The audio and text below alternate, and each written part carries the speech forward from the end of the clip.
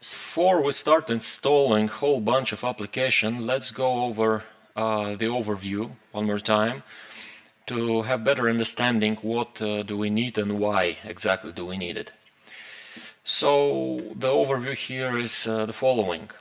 We will have one main application, which is the Java application, that will run on a VPS or on the local machine with public IP address. That will be our server, our cloud platform, or you call it whatever you like. Then we will have our Raspberry Pi. It will have the Python application running on it, so it will be on board of the drone itself. Now it connects through the internet to this VPS, and the users through the website they get the front end of this application and then effectively control any of the drones that are currently connected to this platform. We will write in following lessons line by line a Java application, then the Python application, and also the JavaScript application. So actually we have three applications.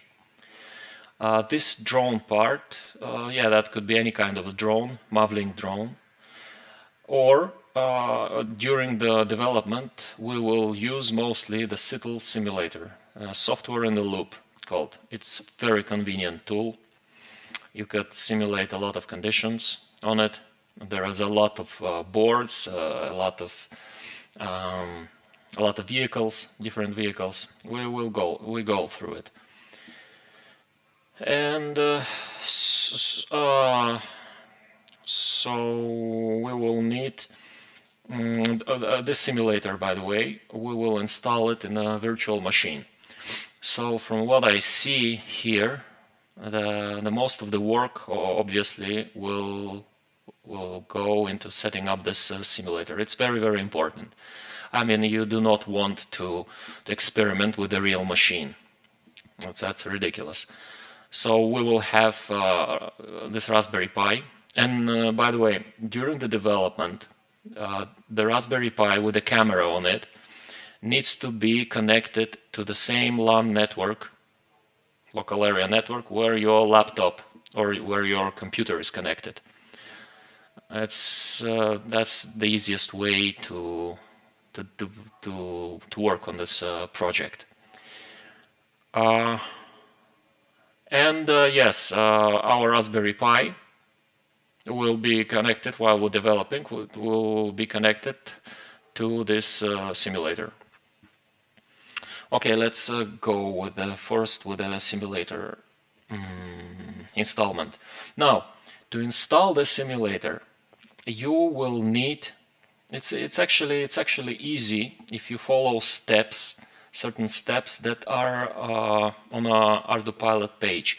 But the thing is that this simulator works out of the box only if you have Linux Ubuntu 16.4.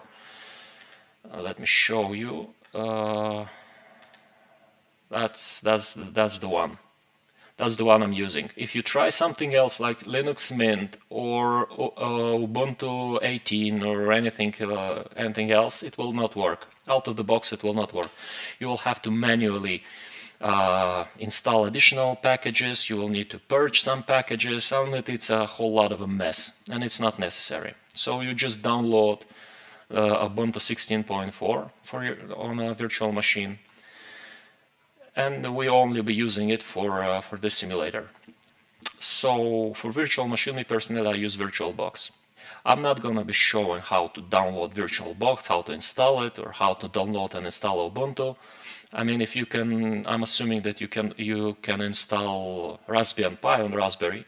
So if you can do it, you can do this also. And by the way, there are many tutorials online, great tutorials where it's explained in good detail how to do it if you need some assistance on it.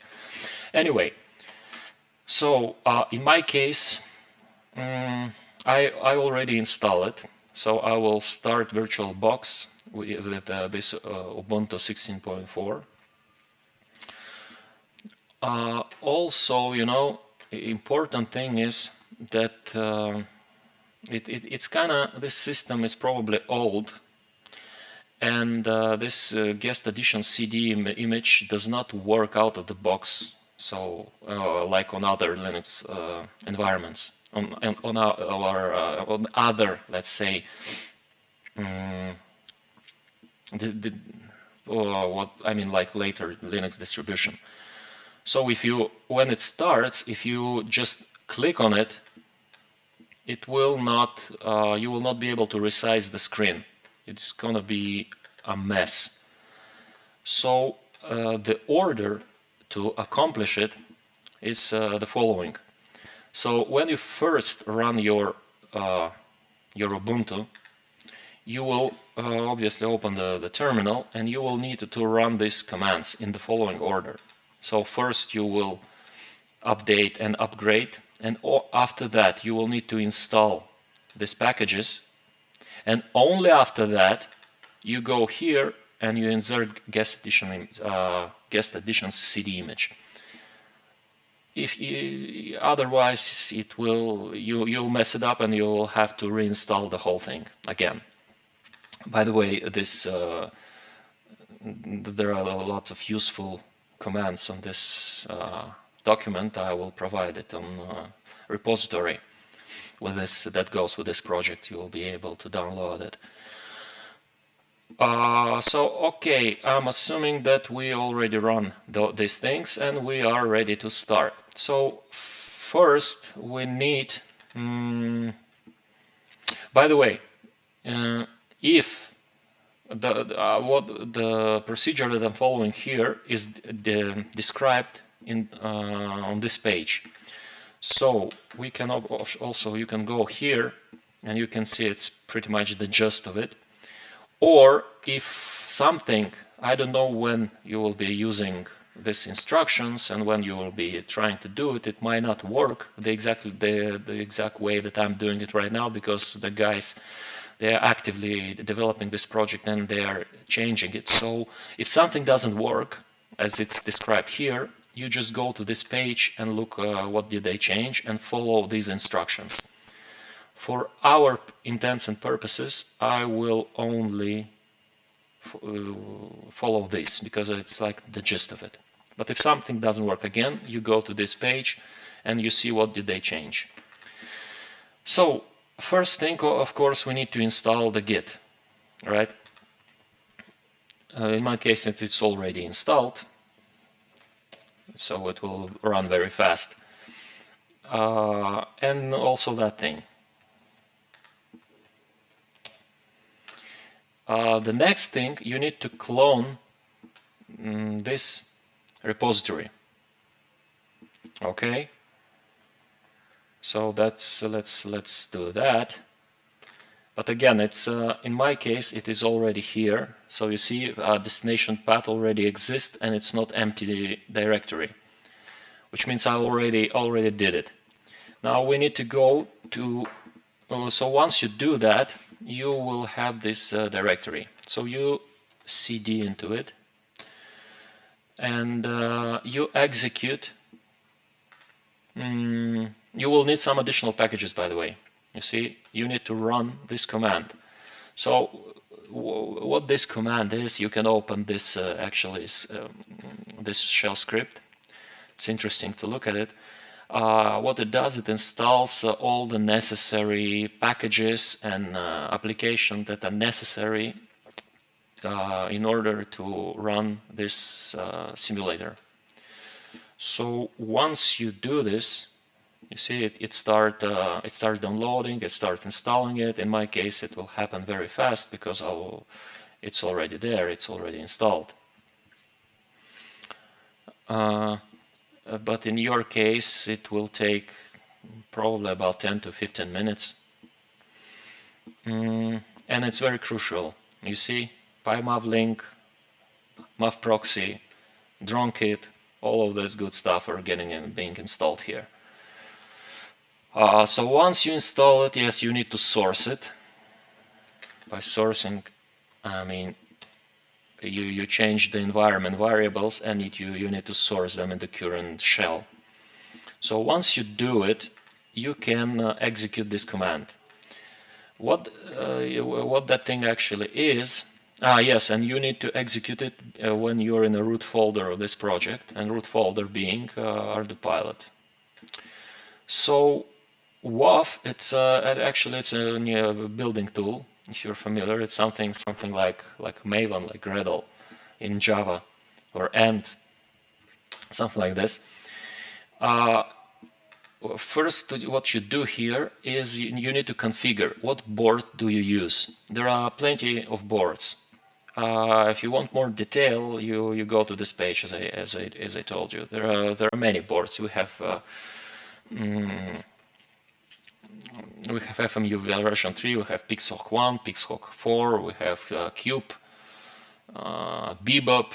Well, there are many other boards. In our case, well, I'm assuming that you're using the most popular, let's say, most widely used Pixhawk type board. So we're setting this up like this. Well, FMU3, it's not a board per se. It's a software, it's a firmware that runs on this board.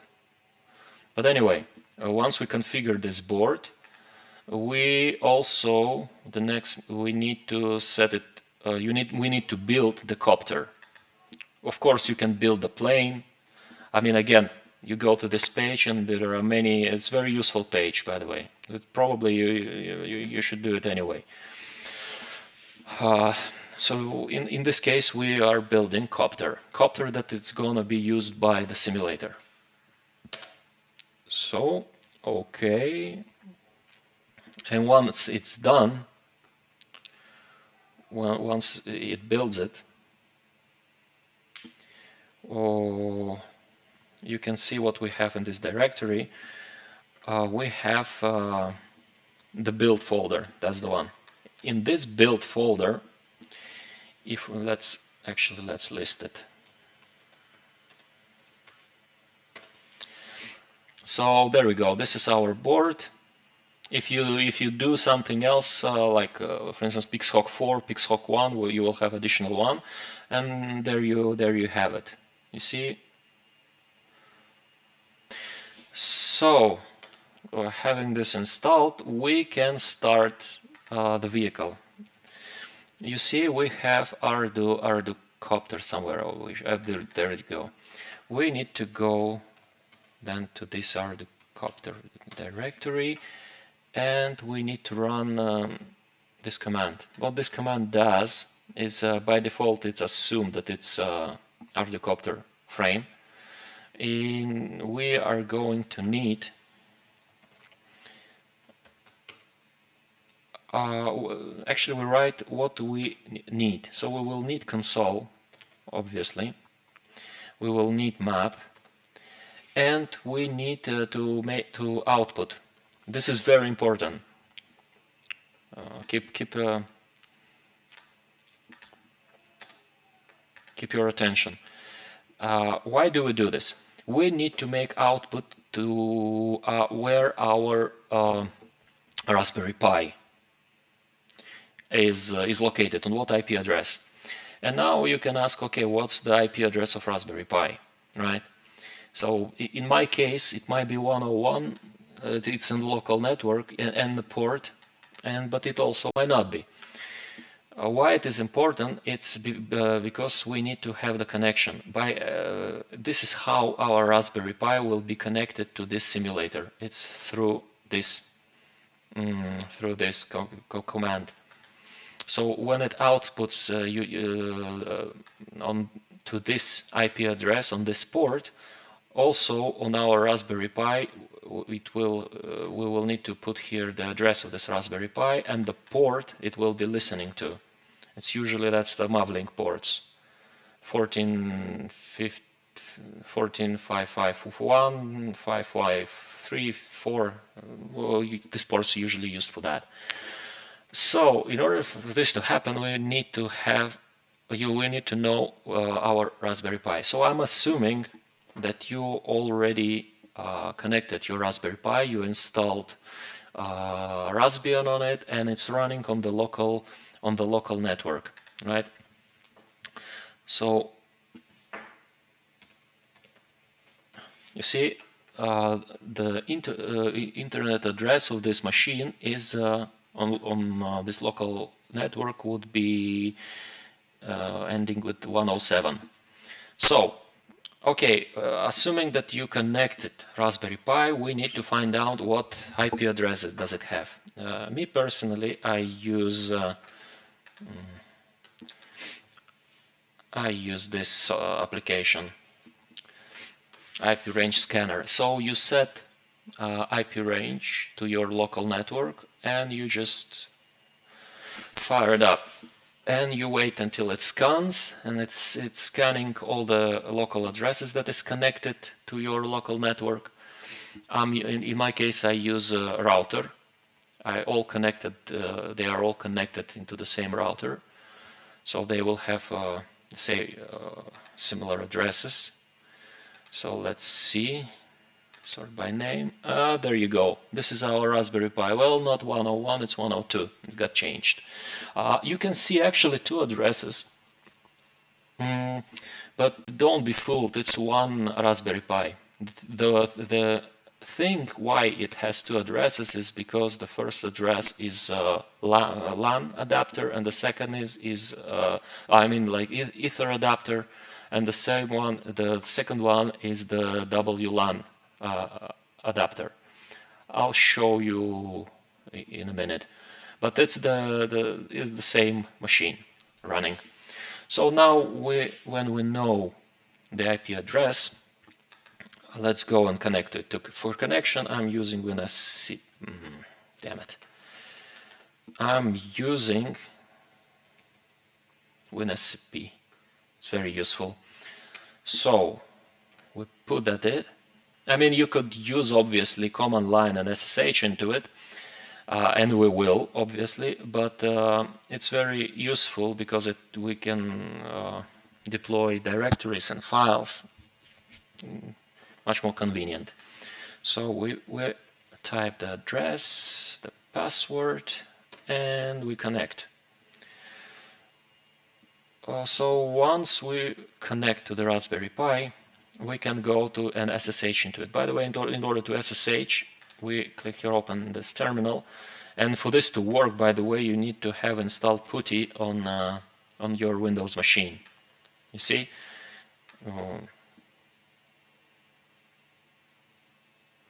Damn it. There you go. Open session in PuTTY. So you need separately to install it. So once you install it, you will have connection to Raspberry Pi. So now while we're here, let me show you. If config. There we go. And what do we have here? You see, the first thing is inet. That's the first address. And the second one, IP address 102 and 105, it's for the VLAN. It's not called VLAN, maybe. Anyway, yeah, you see, Ether 0, WLAN adapter. It has two adapters, but it's the same machine. But we will use not Ether, not VLAN, but we'll use with an adapter with this IP address. So first, let's go back. You don't forget where we started. We're getting here, and what we wrote. We are being in ArduCopter. We need to sim vehicle console map, and what we are outputting is this address. Okay, so then we need a port. Well, you could choose either port. What I'm using is 1453. That would be the port. So remember that this will start the simulator with a copter machine on it, loaded, and it will output Mavlink data to this IP address in this port. It will be expecting that either some like ground control station or mission planner will connect to it, or in our case, we will obviously it will be our Raspberry Pi that will connect to the Maverick simulator. Okay, so let's fire it up. Once you fire this up, you see it starts executing a bunch of scripts and it gets it all automatically. And this is where you have, when we type map in the command, remember, here we wrote the map, that's the map. We wrote the console, okay, this is the console. It's the console part, okay? So great, we have now we got ourselves a copter and it's located somewhere. So, and obviously from this place you can run some modeling command if you want to arm it or change mode. I mean, you could control it from command line, but we're not gonna do it. We don't need to do it. But if you want to exercise to get better understanding what this protocol is and what that thing is, again, you go to this page and it's tons of material how to do it and what to do it. I mean, I will not be repeating or stealing from guys that already describe it very well. And again, in our case, it's not necessary. It's good enough that we have copter and it's listening on this port to connect. Okay, so going back to Raspberry Pi. The thing is that we need to, you see, here we have this directory. You obviously don't have this directory yet because this is where our Raspberry Pi application is deployed. So, but just for demonstration, I will show you how it actually works. So we go to this application where it's deployed, and you obviously will have it. It will be on GitHub page, or you can write it yourself, because in the following lesson we will be writing line by line this whole application. Currently, it's this is a few files, directories. So in order to start it, you just run Python 3 and up. But you see, the thing is that this application needs to run whenever Raspberry Pi starts. So whenever you turn on the drone, you turn the power on, Raspberry Pi starts loading and it needs to start this application. And we will do it like that. I'll show you how. It's pretty straightforward. But what I wanted to show you right now, that sometimes you will need to log into it and the application will already be running. So if you start it and it's already process running, it will blow up with exception. The port is already taken. So we need to kill this process, Python process. Sometimes this Python process runs on the background. So how would we know? So the way to do it, you will usually use this command. Okay, so you see what happened. We indeed have it, because I started this Raspberry Pi, but it could not connect to the control station, and it kind of got busted. If you don't know what this command does, it lists all processes in the Linux machine. It formats them in into the same manner. What is very important here, that we have the command that started this process, we have the user, and most importantly we have process ID. And now when we know the process ID, we can just kill the shit out of it.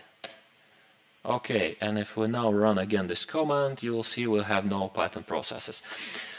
Okay, so now we can start this Python application, and this Python application will connect to this drone, right?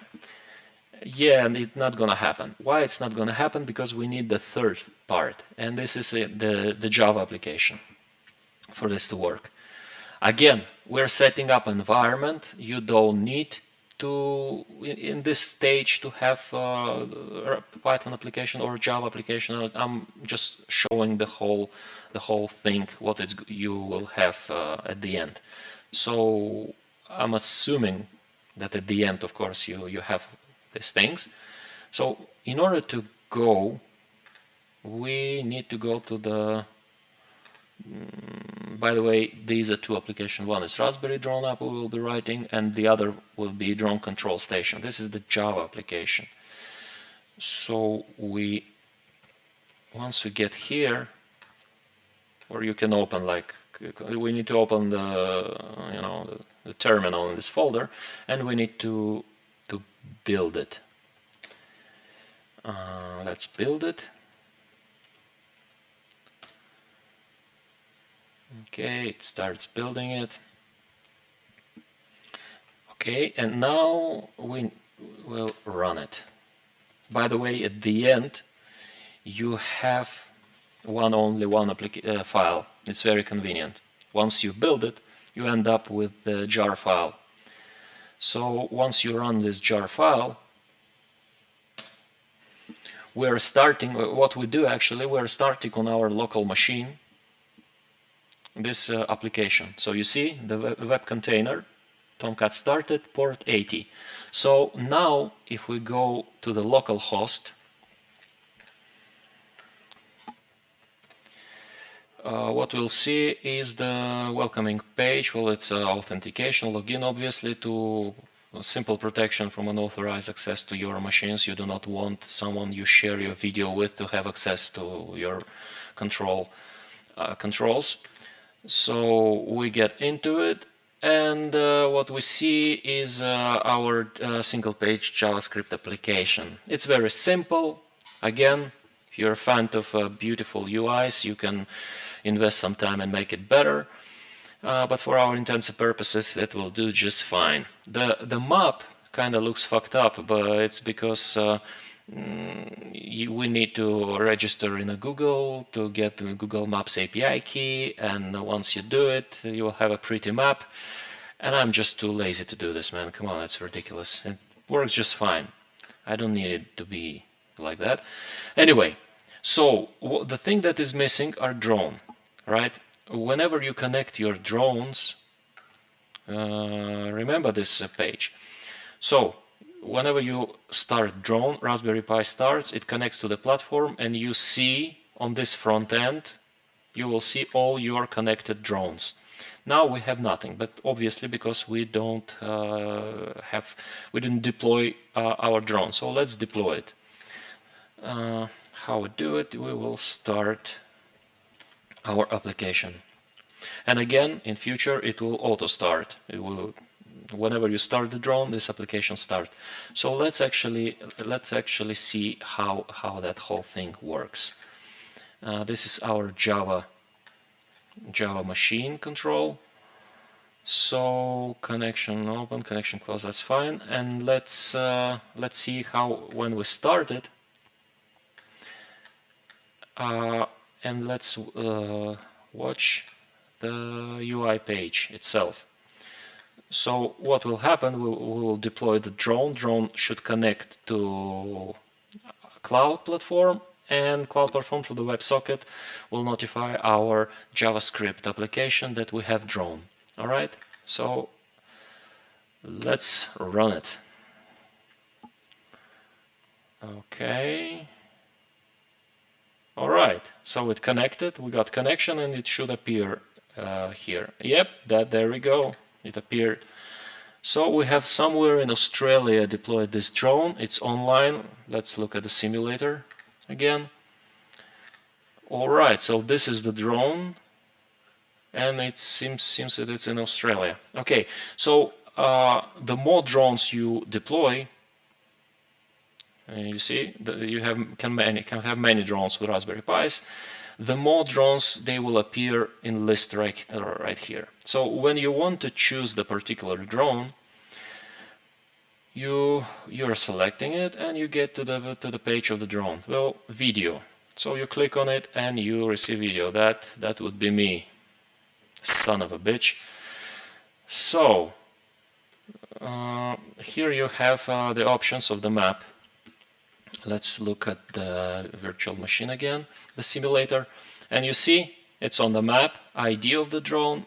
It's like a small type kind of arrow thing that represents our drone. And here is on the simulator map.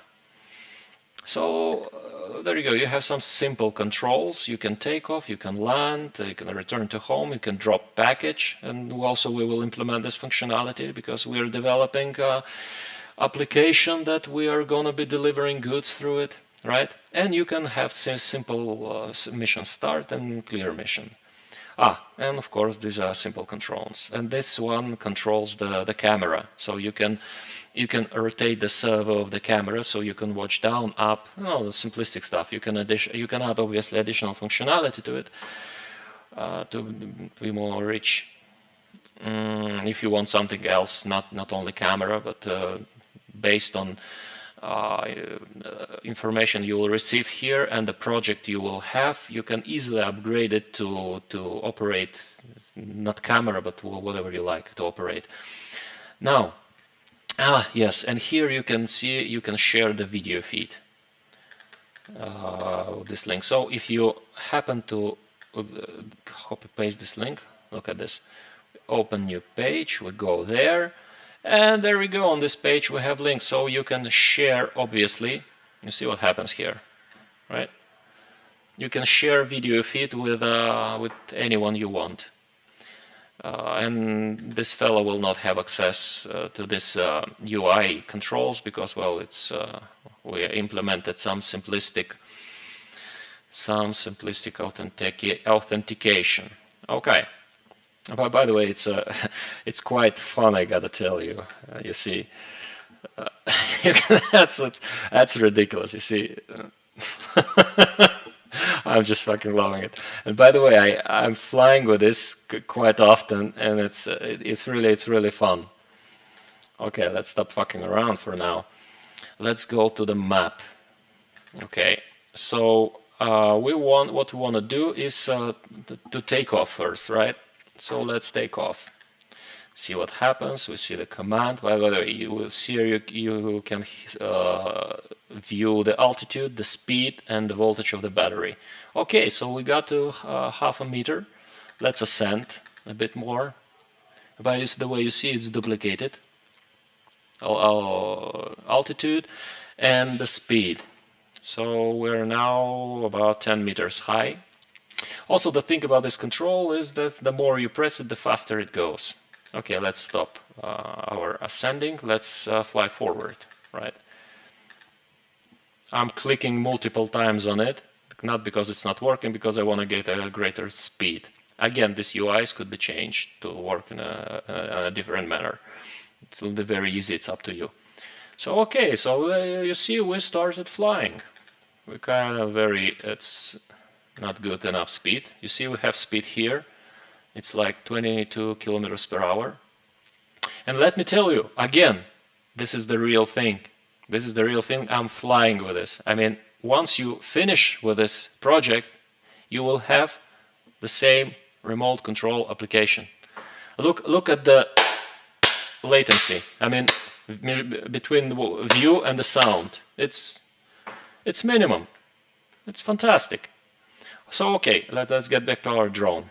For instance, we fly with a 21 kilometers per hour. That's still a bit slow. Let's make it fly faster.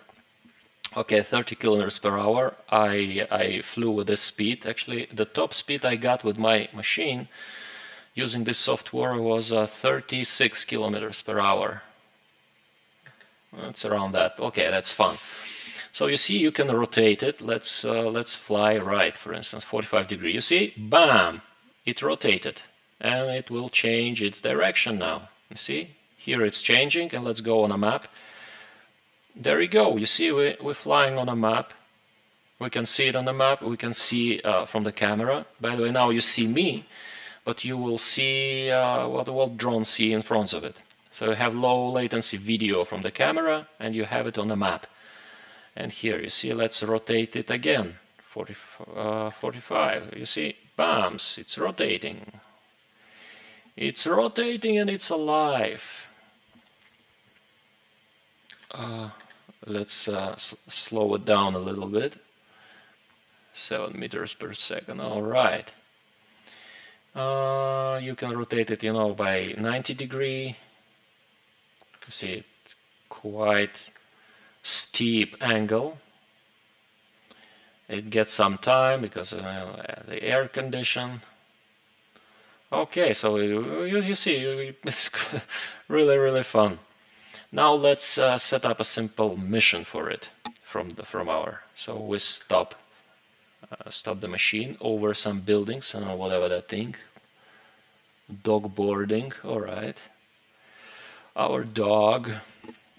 And the second, in order to set up a mission, what you do is just click on the map. You see, 1 point, second point, third point. What you have, if you click here, you can have what height you want it to be, how high to fly. Currently we are on 17 meters, right? So if you go here, altitude 17 meters. Let's go back to the map. Let's make it fly to the 10 meters here with a speed of 5 kilometers per hour. Well, let's leave speed. Come on. Anyway, here, in this point, I wanted to fly at 30 meters high and fly with a speed of 12. All right. And the last point will be 3 meters and speed 5, or whatever speed is. And speed might change, by the way, because we're changing the altitude. It's not necessarily will follow it, but we'll see how it goes. I don't remember it. So remember, our drone is flying. We have mission, and let's start the mission of our drone and see what happens. Whoops, whoops, whoops. It starts flying. The son of a bitch is alive. Now, how fun is this? Huh? That's amazing. You see what happens. Okay. What's the altitude, by the way? You see altitude 10 meters, and it's going up. Why? Because we set it to go up. I think we put it at 30 meters, right? So it's getting up to 30 meters. Isn't that just fun, huh?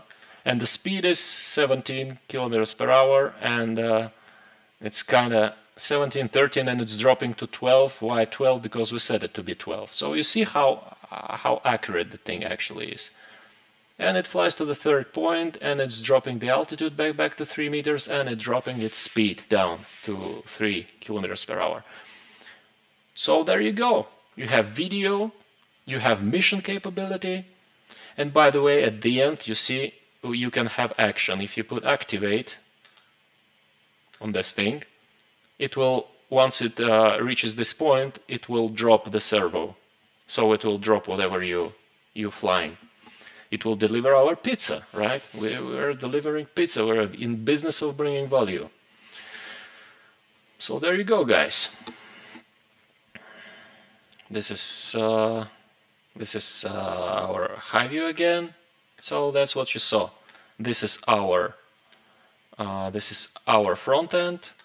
This is our backend Java application. There you go. And this is our Raspberry Pi application that runs here. That's just logging off some debugging information. So that's what we are going to build. It's going to be fantastic, let me tell you. Once you use it, it's quite addictive. Okay, so without any further ado, right? Let's get into it.